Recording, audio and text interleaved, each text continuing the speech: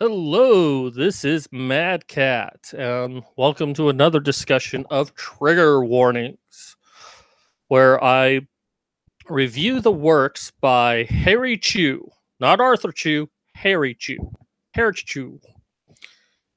And, I could have just gone over like some of the more specific points that this writer makes, but funny enough, he actually makes a case for the opposition of why we shouldn't have it.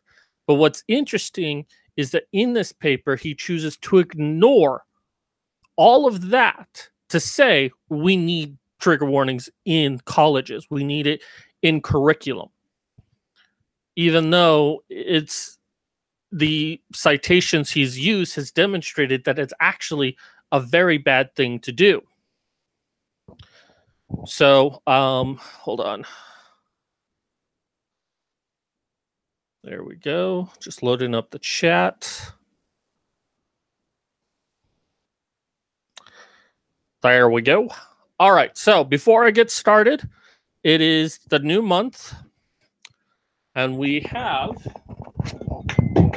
hopefully you can still hear me, the Lovely Ladies calendar. We are still selling these right now. Supplies are running out. Just to let people know, we have run out of the Mercedes posters. So we're no longer selling those. I'll put an update on the Indiegogo page.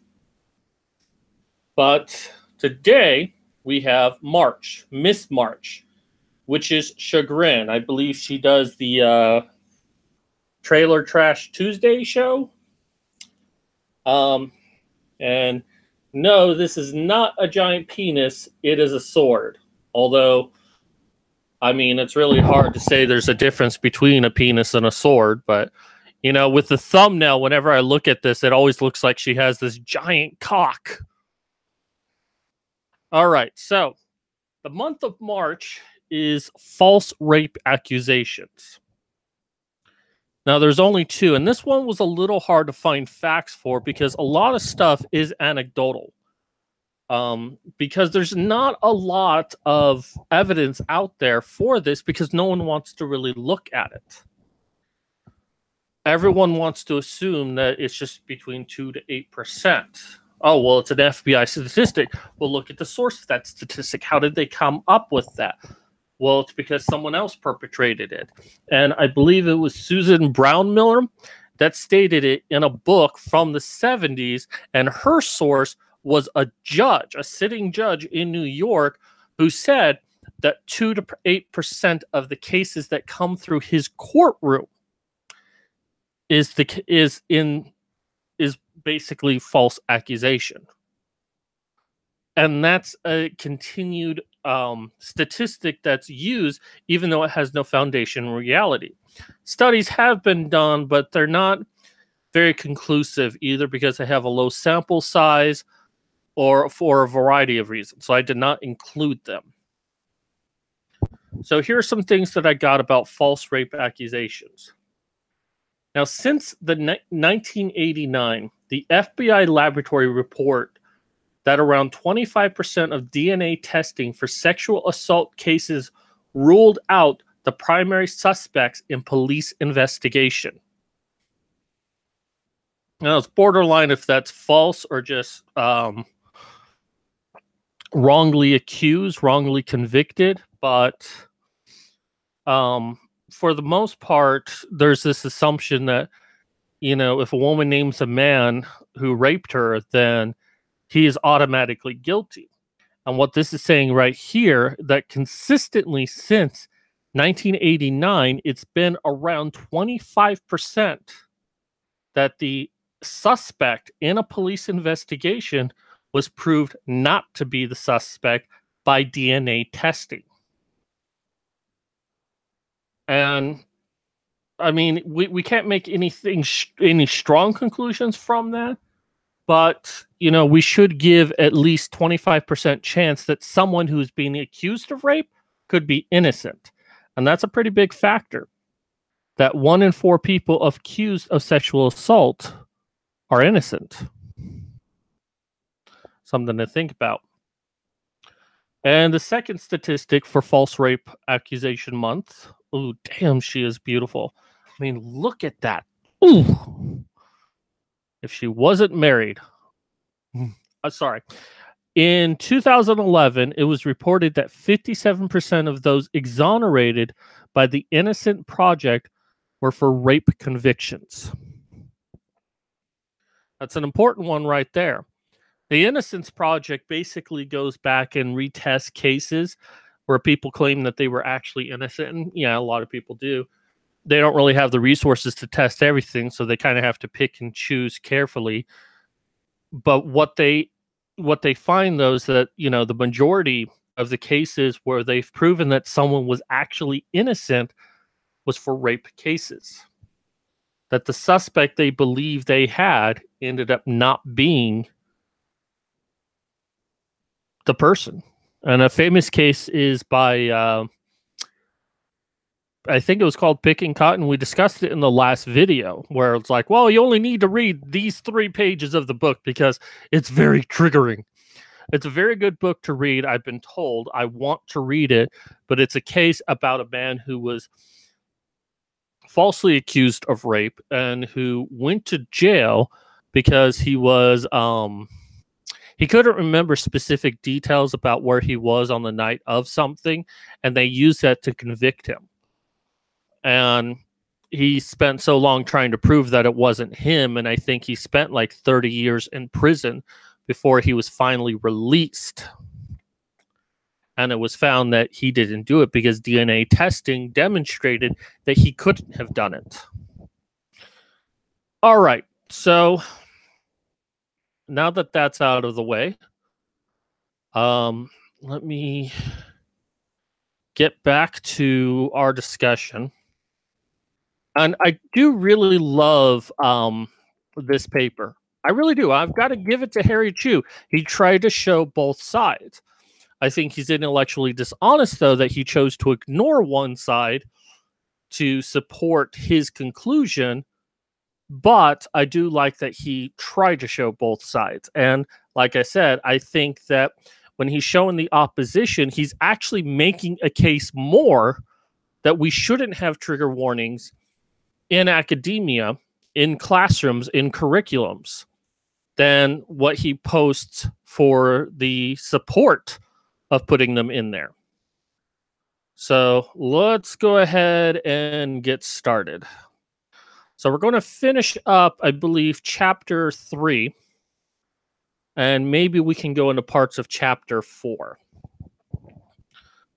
All right. So do individuals have potential to develop reliance towards trigger warnings? Now, studies have suggested that over-reliance on maladaptive coping strategies, if you missed the previous episode, I suggest going to that because it talks more about maladaptive coping strategies. So the over-reliance on maladaptive coping strategies is not beneficial for trauma recovery, especially for those with high reactivity towards reminders of trauma, as presented by Pineless and Littleton, which I can agree with that. I mean, how are you supposed to recover if you're constantly being told, oh, by the way, new system app available. If you're constantly being told, hey, trigger warning. Hey, this is about rape. Oh, you went through rape? Well, this is a trigger warning about you. Oh, you're trying to forget about it? Well, sorry. Based on the new rules, I have to keep telling you about rape, about rape, about rape. And if someone's trying to overcome that, they don't need constant reminders about it. And that actually hurts them. That can hurt them a lot. But, you know, as said in the previous episode, and let's see if we can pull that up because it was a very good point right there. Regardless of whether they choose to ignore the warning, individuals with trauma who do not want to be subjected in the first place may see trigger warnings as an encroachment on their autonomy in dealing with their trauma. We're talking about a small subset of students who want trigger warnings, but then in order to give them what they want, we then have to ignore another subset who, you know, have triggers in their life, but don't want to be reminded of them through trigger warnings. So it's like, how do we balance that? Well, I would say don't have them at all, because the majority of the students don't want them. And the few that do are most likely gender studies students who are told that if you do this, you can get the school to change things the way you want them to be. And I think that's more of what their motive is just to change things to how they think they should be, and not necessarily to the benefit of the students as a whole. Okay, so Jeff Koski suggests that based on principles of operant conditioning, an individual learns to avoid unpleasant experiences through trying different behaviors. Once a behavior is successful in alleviating the negative experience, the frequency of that behavior will decrease when a potentially stressful situation presents itself in the future. This is true even if the alleviation of distress is temporary. So basically, we're talking coping mechanisms here. That if someone learns how to cope with the stress of their trauma, even if it's just temporary, and they keep employing this method, then when they're presented with this stress later on down the road in the recovery, they're more able to deal with it because they've taught their brain how to cope with it. Maladaptive operant conditioning is implicit emotional regulation strategy that can be characterized by strategies such as social avoidance and internalization of causes and consequences of behavior onto others. Now, in contrast, implicit adaptive operant conditioning may include strategies such as reinforcement of pro-social behaviors intended to help others and less harmful defensive process such as defensive humor. God knows I'm a big fan of defensive humor. Explicit maladaptive emotional regulation strategies include suppression and rumination. So, I mean, this is kind of going a little more specific in what maladaptive is and what we should avoid and what can actually benefit us.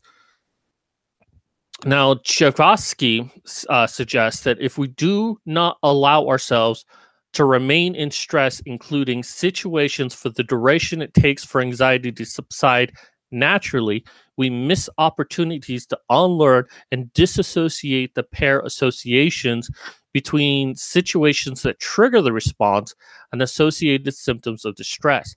And, you know, reading this, I'm thinking of the movie Charlie Bartlett. And there's a scene in there where there's a kid who eventually tries to commit suicide, but he's having panic attacks. But he doesn't know that he's having panic attacks. He's freaked out by this. And Charlie is able to learn that it's like, oh, well, you're having panic attacks. You know, we can give you some medication to help you with this. But when you're having a panic attack, just say, I'm having a panic attack, breathe, and let it subside. And that's a very good thing to do because it sucks when you're going through a panic attack. I've had panic attacks.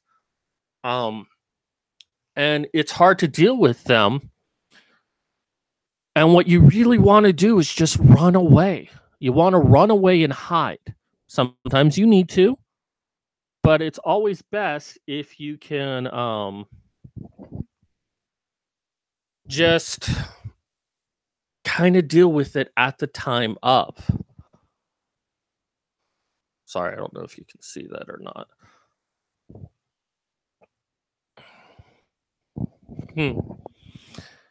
So, but of course, with these trigger warnings, what's actually happening is people are using it as excuses to move away from these stressful situations, to get it censored. That, oh, you can't talk about rape because I was raped. It triggers me. You have to stop. And that's not a good way to deal with the trauma because all you're doing is running away from it. Hold on, let me get back to YouTube. All right. Johnson and Lynch found that among a sample of CSA, child sexual abuse survivors, self-blame, emotional dysregulation, and distress are associated with the use of maladaptive coping strategies.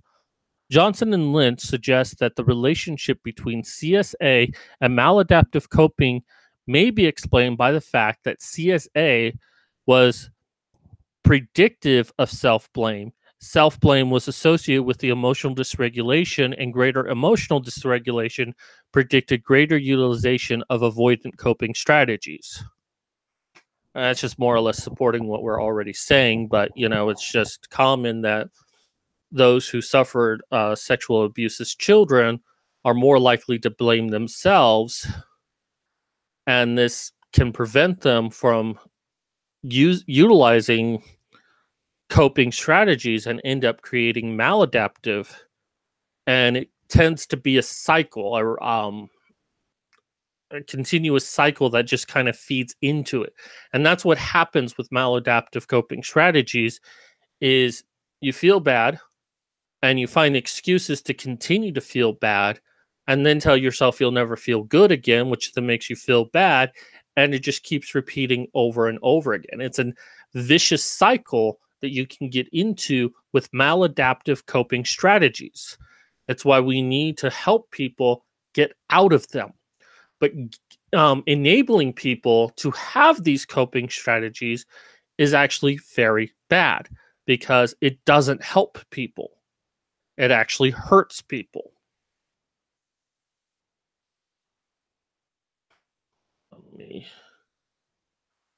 There we go. Also, Littleton suggests that psychological distress before and after exposure to traumatic events predicate maladaptive coping, and that individuals with psychological distress before a traumatic event may be more likely to appraise the event as unmanageable. And that's more of what I just said about a vicious cycle. If you had problems before the traumatic event, it's more likely to grow exponentially, and you'll just feel completely helpless to deal with it. And you'll just be in this vicious cycle. Appraising the event as an unimaginable one, individuals may heavily employ avoidance strategies to cope with the distress, and as a result, this may prevent them from breaking the cycle of avoidance, withdrawal, and unpredictable appraisals. And see, this right here actually demonstrates why trigger warnings in academia is a bad thing. He just laid it all here for us. We have wall-to-wall explanations of why it's a bad thing.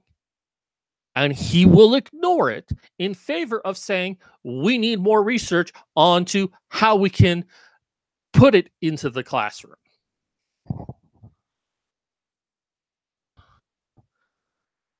Now, given the findings suggesting the role of appraisal in maladaptive coping cycles, research should explore the impact of trigger warnings on students' appraisals toward potentially distressful materials. Why? We have demonstrated, what happens to those that are constantly reminded about it, those that engage in maladaptive cycles, and that trigger warnings would be maladaptive. We already have the evidence. What we don't have is specifically in the classroom, but based on our knowledge that we have so far, we can easily apply that to a classroom and pretty much come to the same conclusion. We don't need to do studies in the classroom. Now, if someone wants to do it, that's fine, but there's not a need for it. We already know.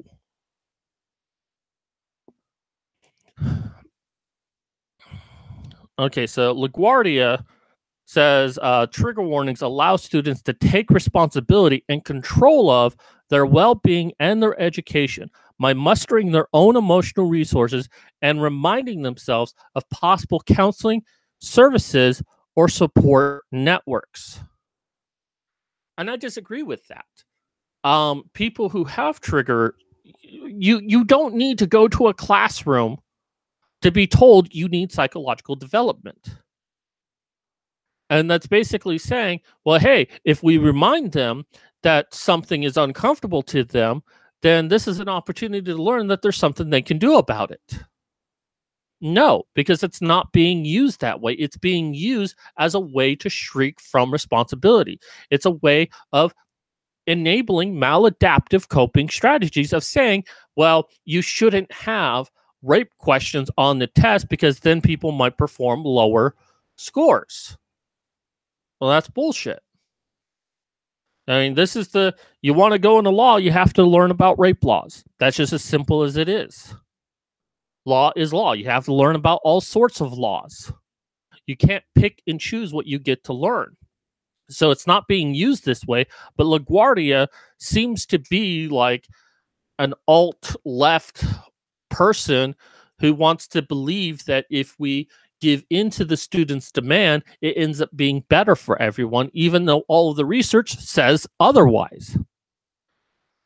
In theory, it is not unreasonable for LaGuardia to suggest that warnings give the students autonomy to cope as they see fit, but in reality, many questions remain as to how students are coping and whether they're utilizing adaptive or maladaptive strategies. It's not unreasonable to question the role of trigger warnings in facilitating adaptive coping or maladaptive coping cycles. And see, here he's just ignoring everything else. He's focusing on what LaGuardia is saying. He's like, hey, there are some maladaptive coping strategies, and despite me basically explaining how trigger warnings are maladaptive, we need to consider the possibility that they're adaptive, and gives nothing to substantiate that at all.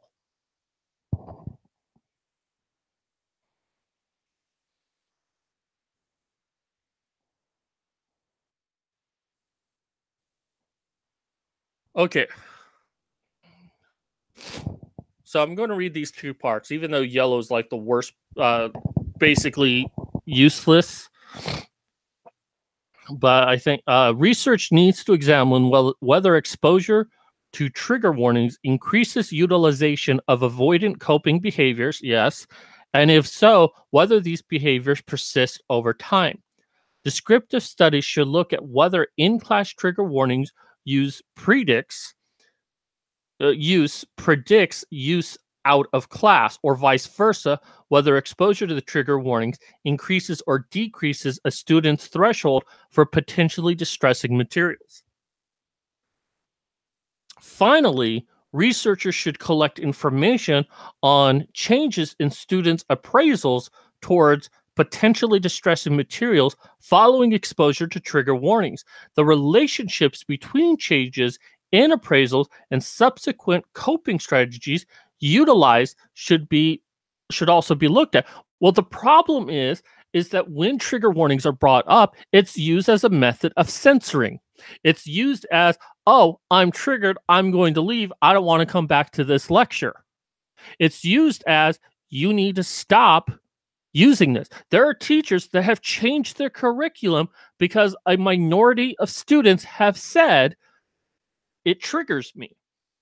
There are people who have used, there was, I've mentioned this before, that someone said that their dog was triggered by Christina Hoff Sommers, that they tried to shut it down. They've tried to shut down conferences. They've tried to shut down talks on universities, on several different places. Milo Yiannopoulos, received death threats because people feel like that he's a greater danger.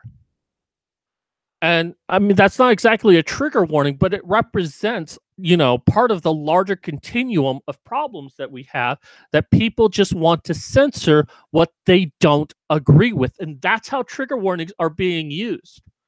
These people here are existing within a bubble. Even though they're aware of the evidence out there, they're choosing to ignore it to follow their own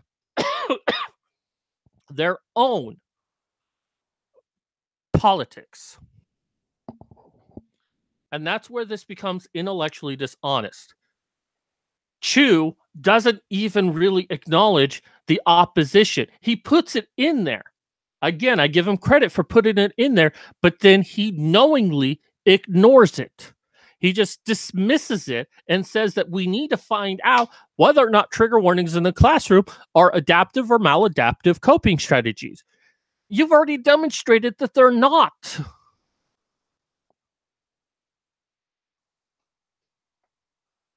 Okay, so let's move on to question 4. The gap between materials presented in the classroom and relieving your trauma in a clinical setting. That's not really a question, but okay. So the gap between materials presented in the classroom and reliving your trauma in a clinical study. In the clinical setting. Okay. So some practitioners in the field of trauma recovery have offered their opinions on this gray area of trigger warning conversations. It's not a gray area. You're just choosing it to be a gray area to support your politics. You're ignoring. I mean, in order for it to be a gray area, you have to contend that both sides could be right, but you're ignoring the opposition and only focusing on the support of it. So it's not a gray area, not even by your own, way you've written this paper. And be logically consistent.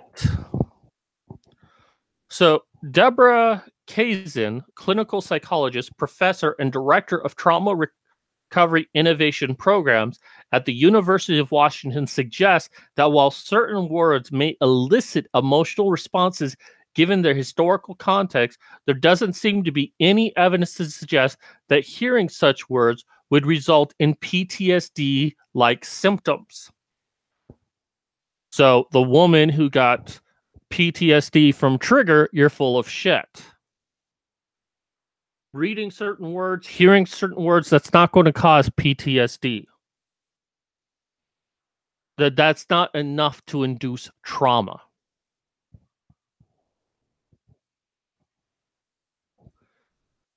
Now, there may be cases where someone is physically threatening you, but they're most likely using more than just their words in order for you to take them as a serious threat. Similarly, Edna Pfau indicates that therapeutic distance exists between confronting one's past trauma and reading about trauma experiences of fictional characters.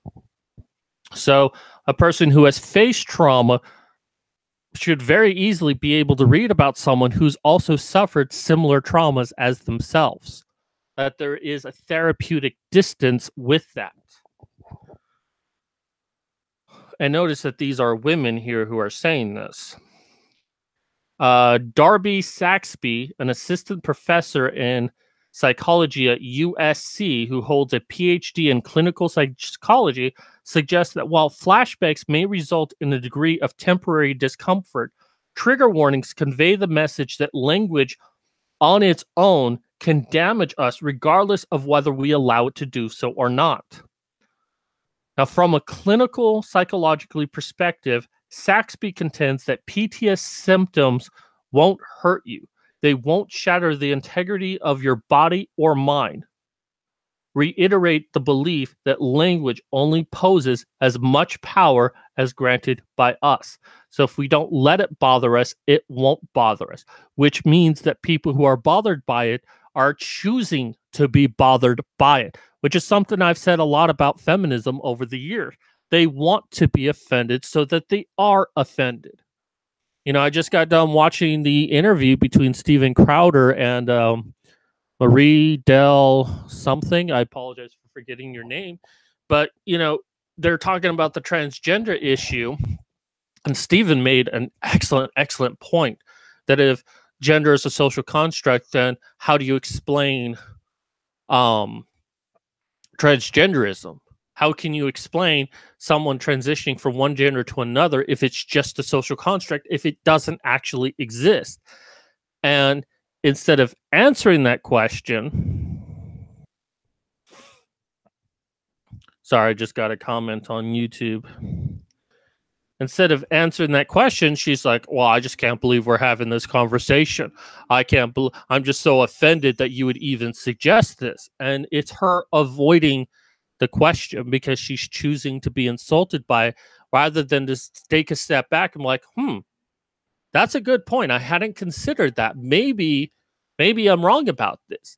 She expected Steven Crowder to be like, well, you have to accept the possibility you're wrong. And Crowder's like, you also have to accept. Well, I do accept the possibility, but I can't be the only one. No, Steven Crowder was the only one who accepted the possibility he could be wrong. And every time he presented her with something, she would try to find a way to either move the goalpost or deflect.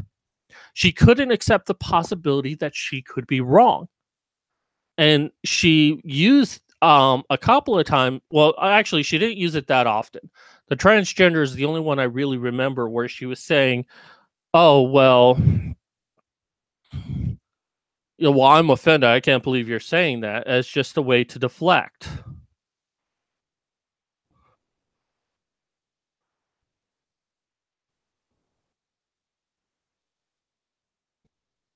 And actually, Jay Robatali on that video says, one outright lie she tells in that video is that when a bad outcome affects males more than females, she acknowledges it but dismisses it because it does not result in direct gain for females. Female use this kind of thing under the banner of privilege all the time because outcome X doesn't affect males as much as male privilege.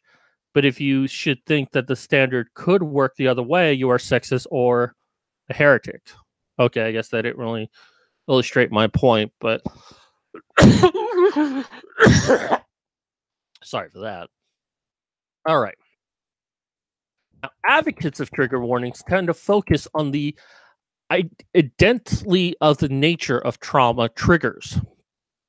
LaGuardia, big surprise there, reminds us not to be confused by the vague nature of intrusive reliving of the events compared to the medically relevant consequence of trauma triggers.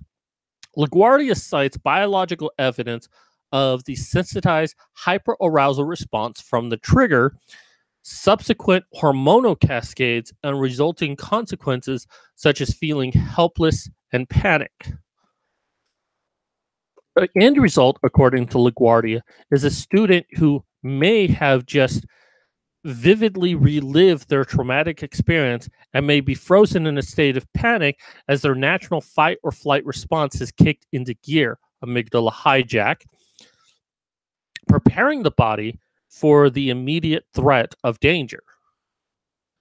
But these trigger warnings come when a discussion's being had in the classroom about it. And while they might think about their own experience, nothing has ever really, according to what you've put in here, hearing a word is far different than, being in that same traumatic situation again. Or,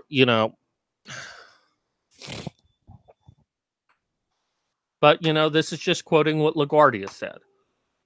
Mann suggests that a common response for individuals with PTSD is a panic attack, which can leave individuals temporarily short of breath, disoriented, nauseated, and unable to focus.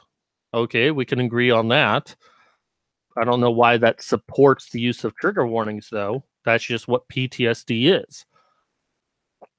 For Carter, another big surprise there, trauma trigger, you notice he uses LaGuardia and Carter a lot. I mean, that's the main people he has backing him up on his idea that we need trigger warnings. But then when it comes to the opposition, there's a lot more variety of people saying that we don't need trigger warnings or that the evidence suggests that they would be a bad thing. And that should be a key indicator right there. Trauma triggers run far deeper than discomfort and injury. When an individual is triggered, the psychological and physiological reactions of their re-traumatization results in unreadiness, undressable state of disability on one's body mind. Okay, that seems perfectly legit. Carter contends that the state of disability is not comparable to the discomfort that comes with confronting one's white privilege or the feeling of personal injury that may come when someone challenges your belief system. I love that they put white privilege in there. You couldn't just say privilege, you had to say white privilege. Gee, I wonder what side of the camp you're on. Further emphasizing the difference between a re traumatization and injured feelings. And I mostly agree with that. You know, just being discomfortable is not a case of PTSD. And, you know, those who have tried to use it, such as the person who said that Twitter caused them PTSD, that doesn't qualify. And by Carter's own admission, it doesn't qualify. Carter suggests that the misconceptions about trauma in the context of trigger warnings is telling, though not surprising, due to the ableist structures that predominate society. You know, I already lost respect for Carter using the word ableist. These ableist structures label individuals as overcomers and survivors of victimization with no acknowledgement of the systems of oppression that perpetrate this victimization. Bullshit. I'm sorry, but that's just grade A bullshit right there. When we recognize that someone has gone through a traumatic event, we recognize that they're in a weakened state and that they need help to get out of it. Now, it hasn't always been the case, but certainly has improved over a great time. But I mean, soldiers still experience this problem where they experience PTSD, which used to be called shell shock, and people just think they're faking it. You know, people think I'm faking my condition, post concussion syndrome. And while it's not PTSD, it's not unlike PTSD in some respect, but people think that I'm faking it. But I don't acknowledge that there's a system of oppression that perpetrates victimization. That's not a system of oppression. That's people such as feminists in gender studies who are perpetrating victimization as a means of censorship.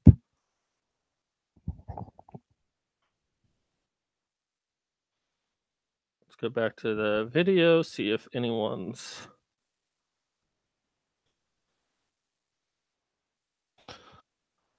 So, yeah, Carter is definitely a social justice warrior who's trying to use as many buzzwords as possible, including taking a jab at white privilege.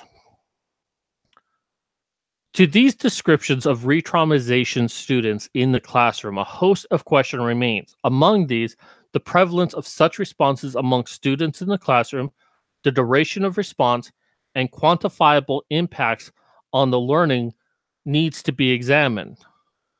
And see, you're just going on the wrong assumption here.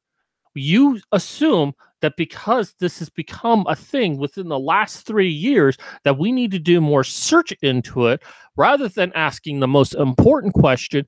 This has been going, we've had trauma, we've had these horrible things for thousands of years.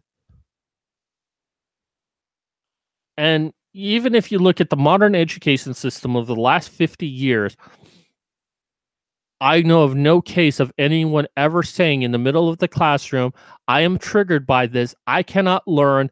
I am leaving. I require you to change this. This has only happened within the last 3 years. And the first question we need to ask ourselves is, what's changed? Followed by, is this something we can fix at that level? Is this actually really necessary? Or is there something else going on, and maybe we should focus on that? Instead, you're looking at it as, because that right there is, we're making an observation that something is happening, and we need to find the cause of what's causing that to see if we can find a solution to deal with it. You're going in the wrong direction. You're saying it exists, it's going to exist, it needs to exist, and we need to find out how we can make it continue to exist without looking at the underlying cause of what caused it. Last 50 years, and only in the last 3, not even 10% of the modern education system, is there a need for this?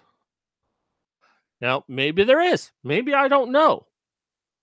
But let's approach this correctly. Researchers should also attempt to disseminate the severity and intensity of response at different levels. Specific words, topics, or themes. Again, see right there, he's saying specific words, even though research has shown that, based on the things that he posted, that's there's a disconnect between hearing something and living through trauma, and that a person should be able to hear something and not be triggered. He's completely disregarding that. And types of materials, written word, imagery, or video.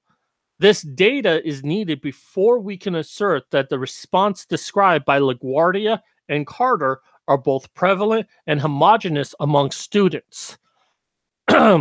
No, you're supporting LaGuardia and Carter. You're just looking for evidence to support them. More importantly, it would also shed light on whether materials presented in the classroom include the types of psychological distress that occurs in clinical studies.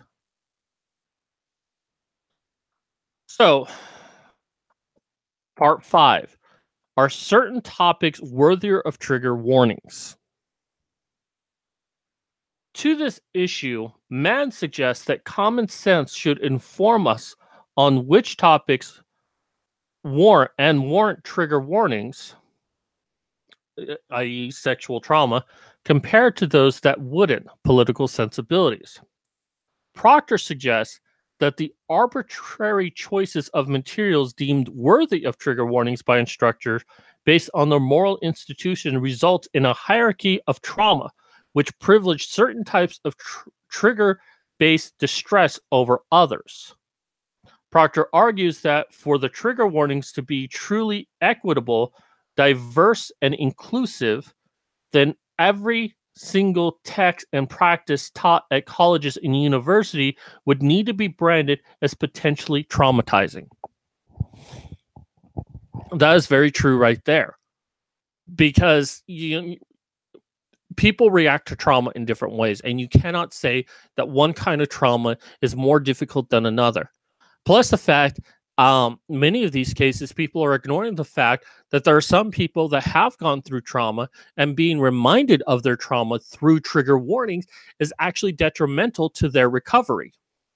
You're completely ignoring that and basically saying that their method of recovery from trauma is less important than those who need the trigger warning. You can't play this game of saying that, we need to have trigger warnings in academia because some people need it, while also ignoring the needs of other people who may not need it. More importantly, you're also taking away the fact that, this is something that some people need to know about if they're going to have a successful career. And you're stripping them of that opportunity if you demand that certain things shouldn't be taught. Now, in addition to PTSD, common mental health conditions that trigger base distress include, but are not limited to, agoraphobia, bipolar disorder, depression, eating disorders, anxiety disorders, which I mean, obsessive compulsive disorder, which I'm sure they mean obsessive compulsive personality disorder, and social phobia. Okay, well, you are talking about mental conditions. Agoraphobia, okay. That's if you feel like you can't escape from a situation. Large crowds can do that, or enclosed spaces. maybe a classroom could do that, but the only solution for that is that person be taught one-on-one by someone in an open area. Depression, most people are depressed. And yes, you can be triggered, but not in the same way as PTSD. Eating disorders, oh, well, if you see a cheeseburger, I guess that's going to trigger you right there.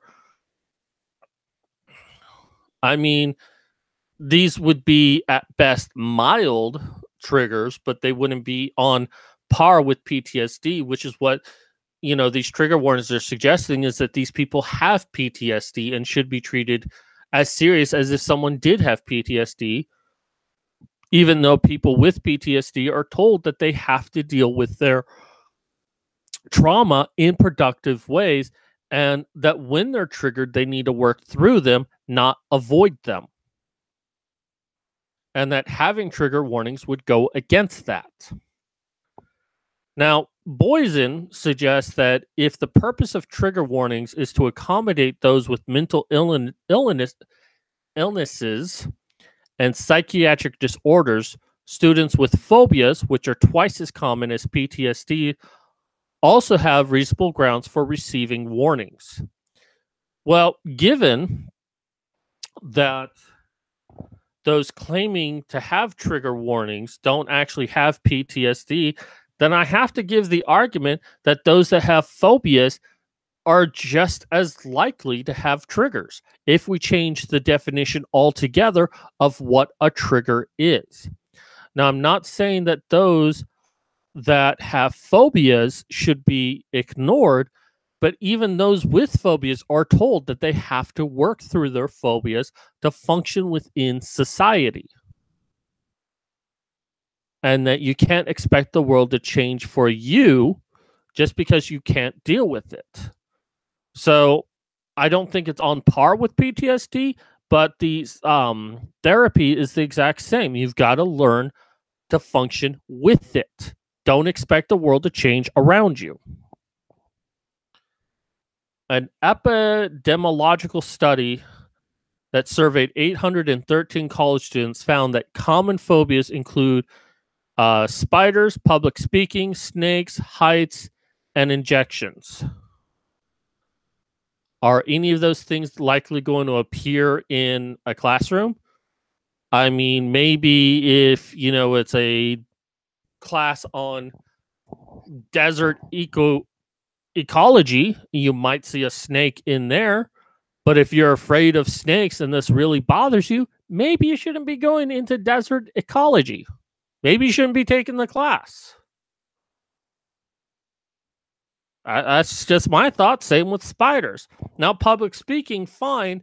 A lot of people have problems with that. I do have slight problems with it, but I learned to overcome my issues with public speaking, as most people need to. Some people are more rigid than other people, but they probably, and unfortunately with classrooms, you often have to do public speaking in some classes more than others. So, it's regarded as part of participation.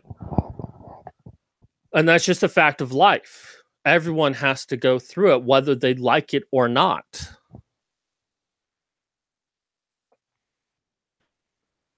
Now, like Proctor, Boysen suggests that given the wide range of mental conditions with trigger-based distress, the choice of using trigger warnings to accommodate students with trauma might be political or personal.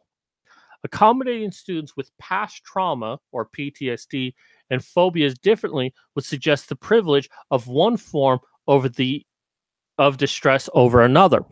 And there I can agree with it. Because people are misusing PTSD to describe that they have some sort of trigger warning over a classroom discussion. Well, if we allow that, then anyone who has any sort of phobia whatsoever should also be allowed to do that as well. And then we end up designing curriculum that is based on we don't want to trigger anyone with any sort of trauma, with any sort of mental deficiency, with any sort of phobia.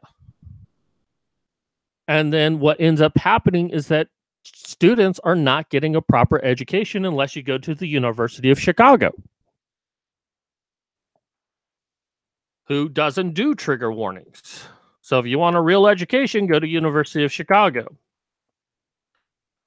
Carter contends that trauma in itself is unequivocally political, and that while traumatic experiences can certainly be accidental, the vast majority of potentially traumatizing experiences are rooted in systems of power and oppression. That for Carter, the feminist slogan, "the personal is political," allows educators and students to view trauma in the classroom alongside other disabilities collectively as a potential site for collective reimagining of education. That right there. If you personally feel affected by something, it has as much validity as any facts. Or actually, no, not even that. It has more validity than facts. And you can go ahead and make changes to the education system to accommodate your personal needs. And that is what it's saying. I'm glad I'm not in college right now because I would probably get a fat F.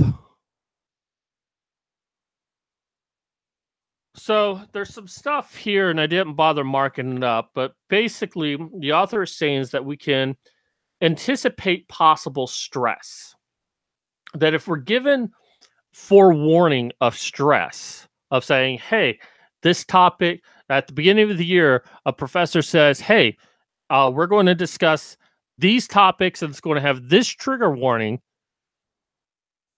According to all of this, it's basically saying, well, then you can prepare for it. So when it happens, you can properly cope with it. However, if we have maladaptive coping strategies, then knowing about it beforehand is not going to be any different than it being popped onto us randomly, because we don't have the proper mechanisms in dealing with it. And if we have to cater to trigger warnings instead of giving people an education, then all we're doing is enabling people not to have good coping mechanisms. Now, if someone needs some extra help, they should get some extra help and learn how to utilize proper coping mechanisms. And if we need a department of students' mental health, I imagine there's already one like that. But if we need more of it, fine. If there are students out there that need to learn some good coping strategies, let's not waste the time in the classroom. These people need one-on-one work to deal with this stuff. But like this whole main argument is that we should have it in the classrooms. That not only do we have trigger warnings in the classrooms, but that we also need professors to design their course load for those who might have problems. That they need to be basically psychiatrists and help people through their traumatic issues, even if they're not necessarily qualified to do so, which could actually mess up a student even more, especially if they're getting a mandate on how to deal with something which may be in conflict with the treatment that they're going through. So a lot of this is just bullshit. How long is chapter 4 here? Let's go through chapter 4 real quick, and then we'll call it quits today. The current interest in finding this evidence. As it currently stands, few academics have voiced their opinions in support of trigger warnings. Have emphasized the need for finding out how they're impacting their students. Maybe because, as you have presented, there's a lot that we know on this subject, and it demonstrates that using trigger warnings is maladaptive coping strategies. Things that you're ignoring and saying that there just hasn't been any study in this. There has been study in this, maybe not specifically for college students in a classroom, but all of our research into this subject about dealing with trauma suggests that trigger warnings don't help. even with the lack of empirical evidence, the acceptance of trigger warnings as a pedagogical practice and in some cases best practice by those who support their usage is clear. So we lack empirical evidence but there are people that just accept it because it seems right. And you're a biologist?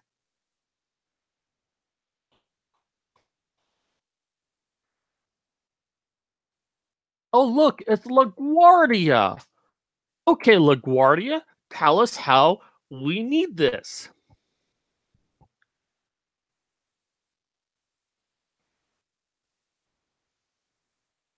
Okay, so LaGuardia suggests that universities should provide training sessions on the prevalence of trauma, risks of trauma to learning, and expects that most professors, given a briefing on the biology of triggers and just how limited a content notion can be, would be opening to thinking about how warnings might fit into their courses. Basically, they have to be psychologists. They have to be mindful that of what trigger warnings are, of what triggers are, what trauma is, and apply it to their coursework on top of everything else they have to do. And that it's not based on what someone needs to learn in order to have a career in any of this or to gain a certain understanding, but it's important that they feel good by the time they leave college. That's the most important thing. Groot suggests that active dialogue amongst administration and faculty is needed to determine best practices for trigger warnings. So, administrators and faculty need to determine best practice for trigger warnings in the classroom. Not the professors, no. Faculty and administration. Although, I guess maybe faculty is technically the professors, but Mad views the willingness to use trigger warnings as a component of best practices within the classroom. This paper suggests that before we can discuss best practices for trigger warnings, we must first establish whether trigger warnings are best practice. Well, that's true, but unfortunately, that's not an avenue that you're pursuing. They exist, students want them, so we need to figure out the best ways to employ them rather than asking the most important question of why is it in the last 3 years this has become prevalent? Is there a cause behind this? Is this something we can solve at that level? And then if the conclusion is no, this is necessary, then we can pursue all of this other of how can we best implement it. But you're skipping that one step in face of political correctness. In a section titled Do the Research, LaGuardia contends that criticism suggesting that students use trigger warnings to avoid offensive speech undermines speech. Hold on, I need to turn Skype off real quick. It's kind of annoying me.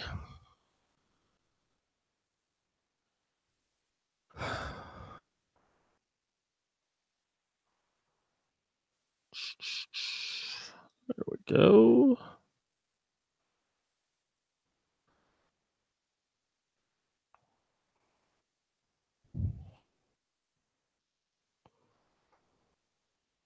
Okay, anytime you want to end.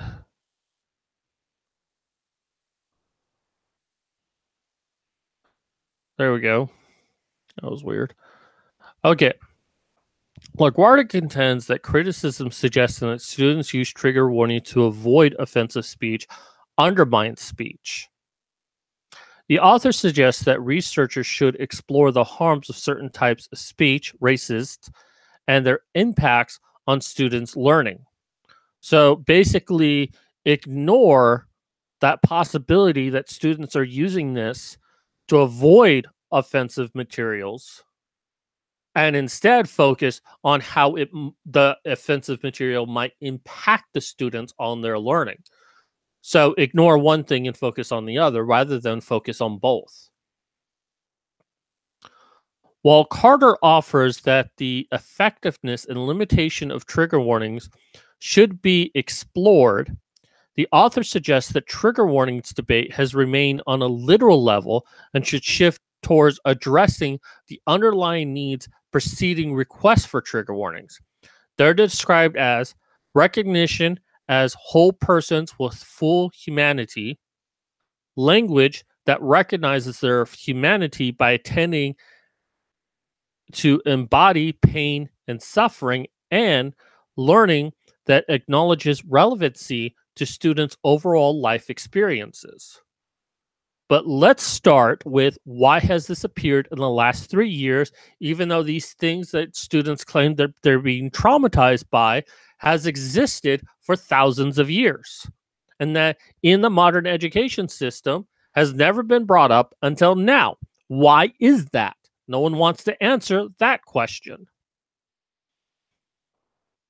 Carter argues that by adopting the feminist disability studies pedology, an integrated approach to teaching about disability and ableism, the conversation shifts from whether educators should incorporate trigger warnings in pedology practices to why trauma itself must be understood and an imperative social justice issue within the classroom.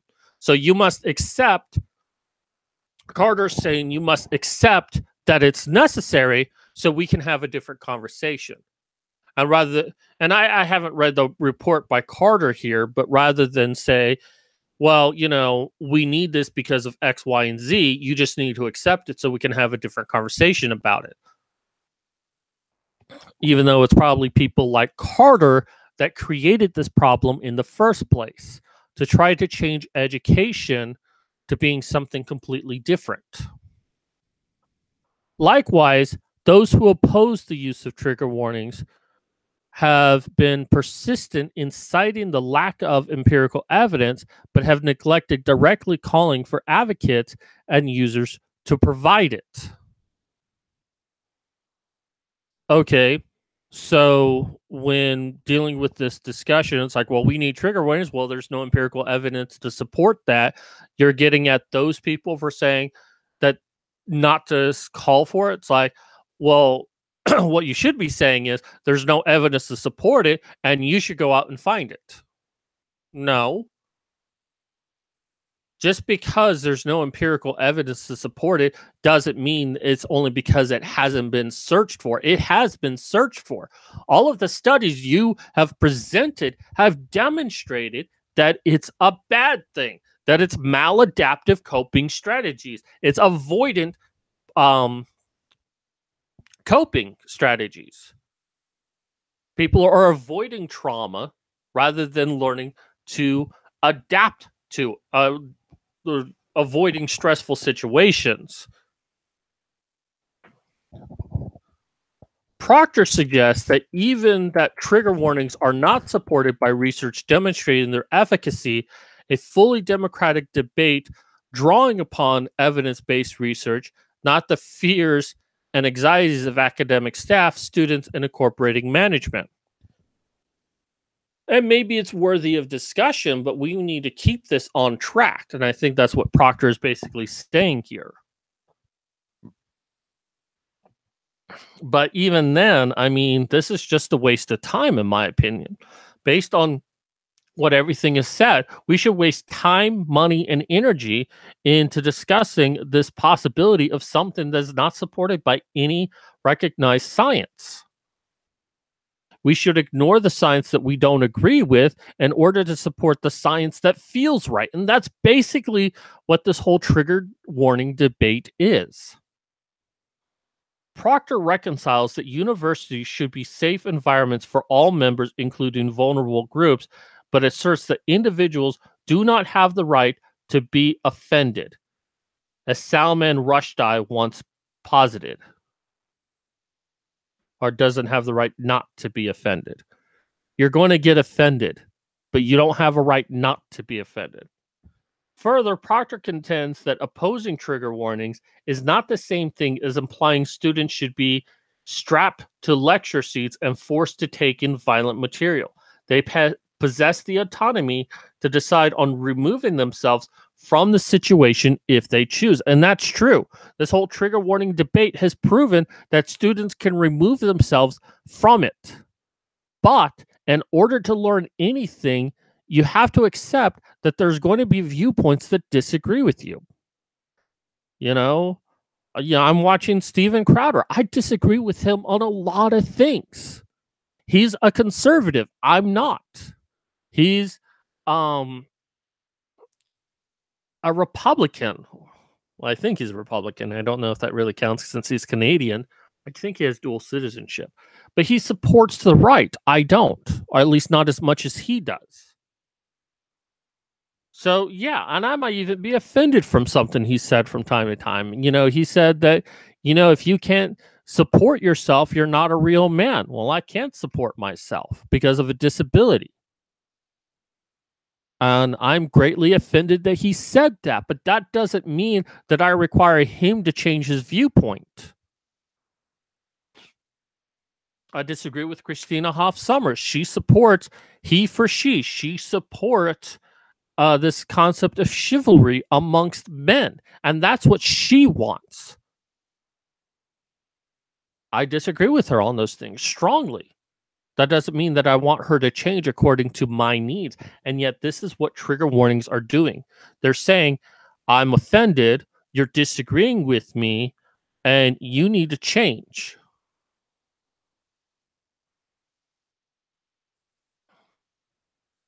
Lokanoff and Haidt suggests that universities should officially discourage the practice of trigger warnings and endorse the premise of the AAUP report, which states that the presumption that students need to be protected rather than challenged in a classroom is infantilizing and anti-intellectual.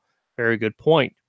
They propose that teaching students the basic skill of cognitive behavior therapy would equip students with a repertoire of skills to navigate a world full of words and ideas that they cannot control.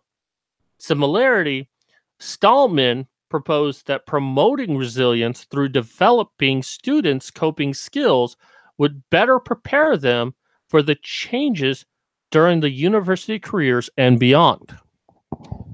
If we're going to teach any psychology whatsoever, we need to teach them coping skills. We need to teach them cognitive behavior therapy rather than maladaptive coping strategies. And that's what trigger warnings are. And nothing has been presented to me, especially in this documentation, that the use of trigger warnings can be benefit of students. So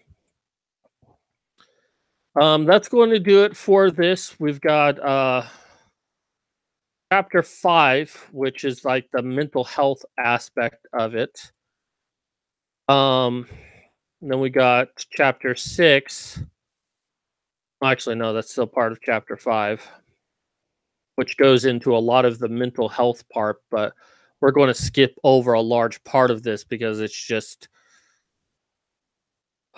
tedious science that doesn't really do a whole lot to explain anything, and I don't even know if Harry Chu fully understands it himself. He's just quoting what other people have said and then trying to find a way to tie it all in together to support his conclusion. So yeah. And we'll probably finish up this series in my next video. Let me go ahead and stop sharing. Whew. Okay. So I thank everyone for coming out. For anyone who's still watching these things, definitely check out the lovely ladies' calendar.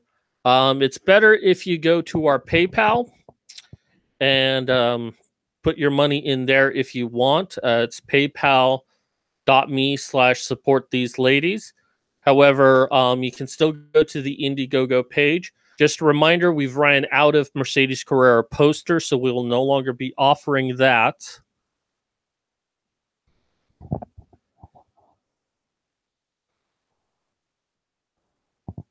So,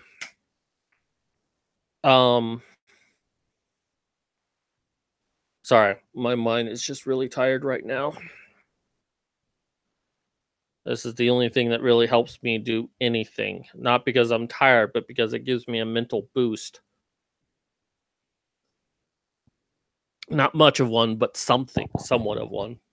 So, check out my Patreon down below. I guess PayPal has decided to remonetize my video. Not that I'll ever make any money from it. I'm okay being a small channel, but I do need a lot of help. And I'm really pushing that in 2 years, I'm going to be able to take care of myself, but I do need a little bit of help from my viewers. I want to get a modern computer. I want to get a computer that's capable of rendering video. That's the most important thing to me right now. Get a webcam, get a good microphone. I actually have those things in Philadelphia, but what I don't have is a computer that can handle the workload of video rendering. Computer I have in Philadelphia can sort of do it, but not to the level that I need. So I'm saving up for a computer, and with that, I can do better videos on YouTube, which is a secondary concern, but I do want to do that. But I can also teach videos online about different subjects that I know, especially related to writing, that I think that I could make a living at. But I need the computer. So everything that you donate, well, right now it's going to my day-to-day because it's not enough to really save up for anything else.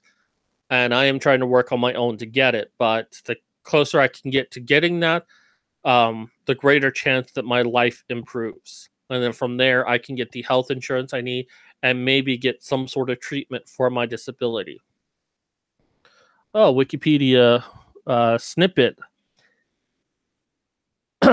Aiden Paladin likes this kind of stuff. Mercedes are off the lot. No! That's what he's saying right now.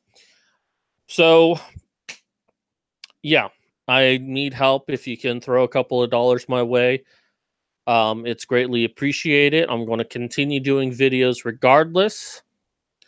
If you're not comfortable doing Patreon, there's my PayPal down below.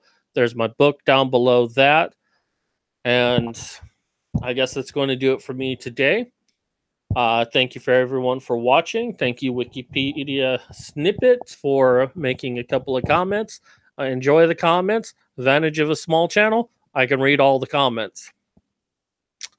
Anywho, that's going to do it for me today. This is Mad Cat signing out.